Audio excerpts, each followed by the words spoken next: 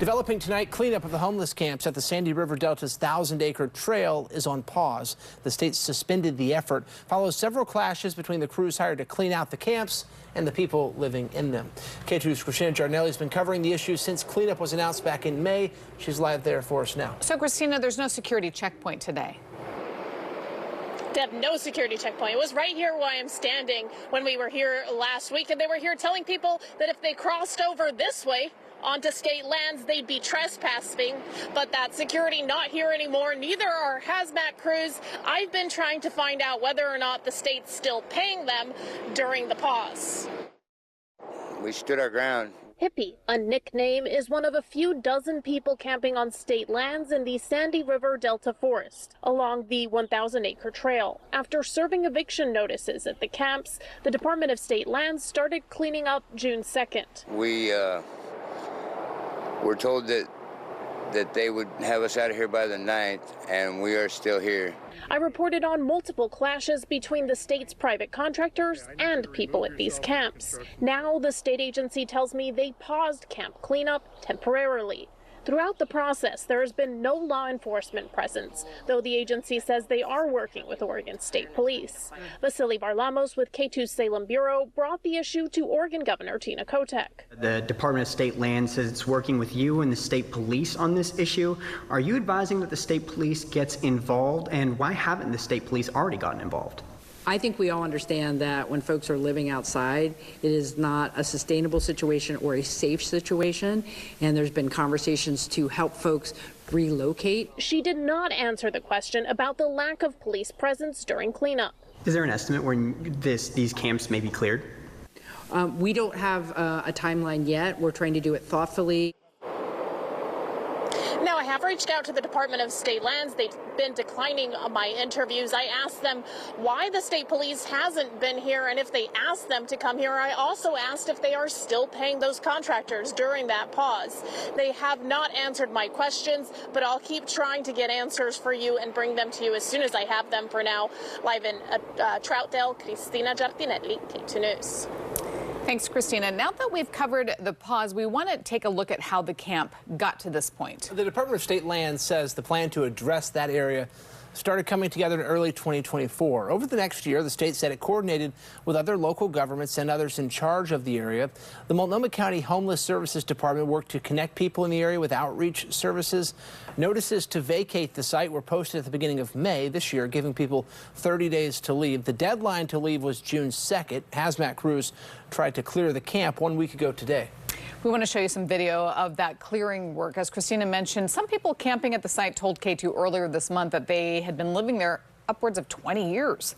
In that time, a manager said camps were cleared a number of times over the years. But he noted usually people would leave for a day or two and then come back. At the time, he said last month's move to clear the park was, quote, permanent.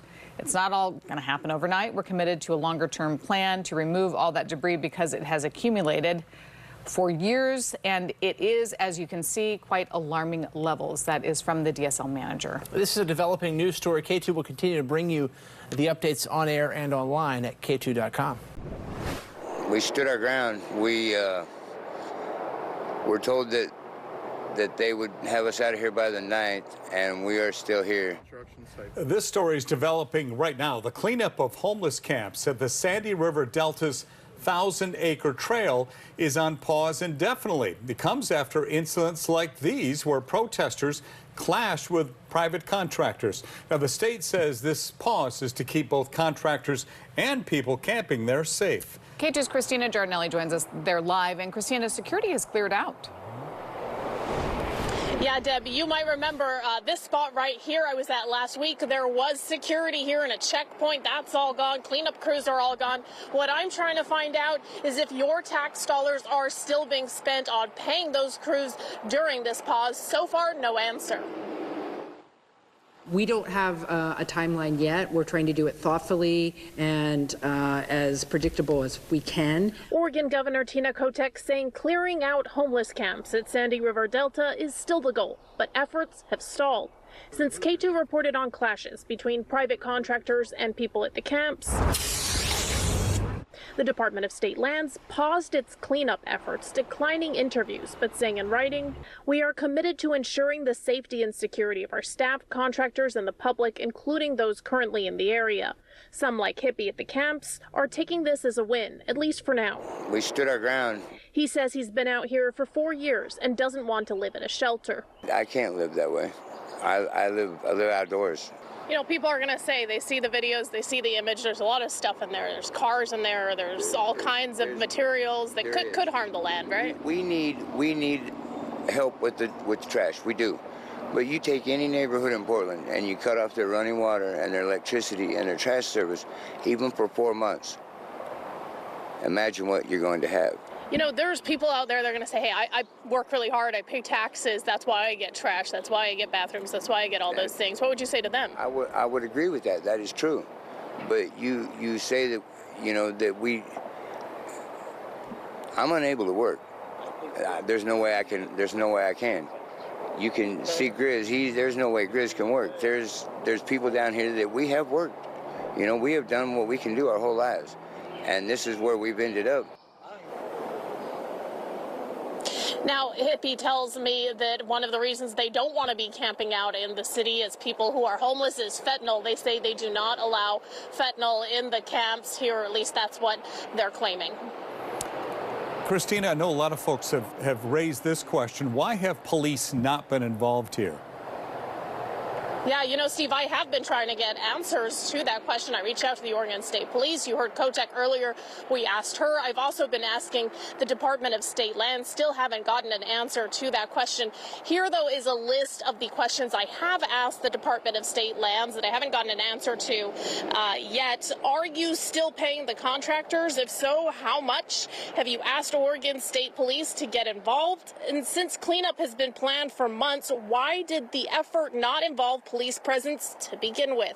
Now, I'll keep trying to get answers to those questions and bring you the latest when we have it. For now, live in Troutdale, Cristina Giardinelli, K2 News. All right, Christina, thank you. We'll talk to you soon. Also tonight, residents in Vancouver say they're fed up. They say a new homeless encampment is causing issues in their neighborhood, but despite numerous complaints, nothing is being done about it. K2's Shelby Slaughter joins us live after speaking with residents and people living at that camp. So, Shelby, what did you see when you were out there?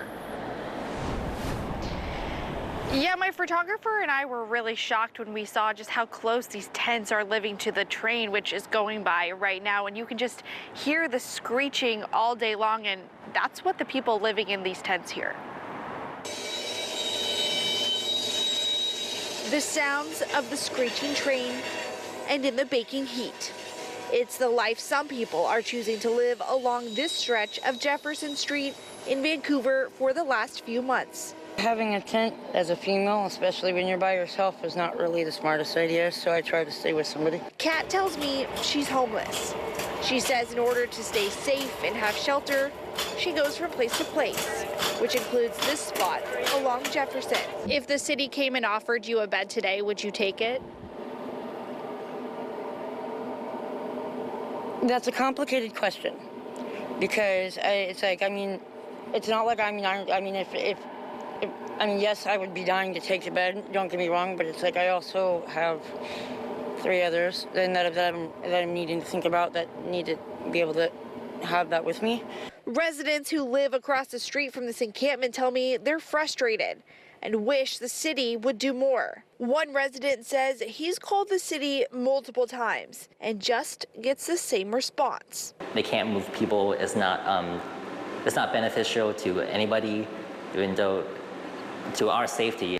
A city official canceled an interview with me about the camp this morning.